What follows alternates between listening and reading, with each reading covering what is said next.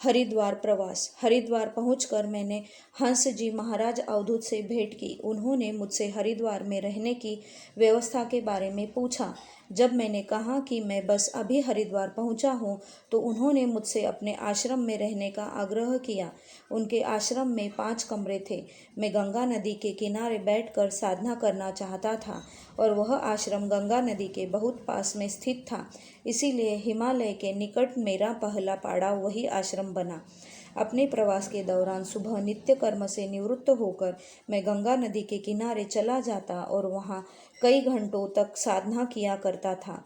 बाद में हल्का फुल्का नाश्ता करने के बाद मैं आसपास के संतों से मिलता और उनके सत्संग में कुछ समय व्यतीत करता।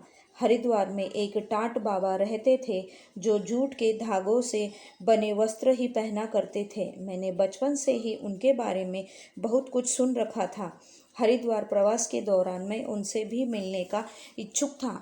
पता लगाकर मैं उनके आश्रम गया। वह एक साधारण किंतु साफ सुथरा मकान था, जिसकी ड्योढ़ी गंगा नदी की तरफ स्थित थी। वे गंगा ऊपर की पहाड़ियों की तरफ चले गए थे और आश्रम वासियों ने बतलाया कि वे 1 सप्ताह के बाद ही लौटेंगे।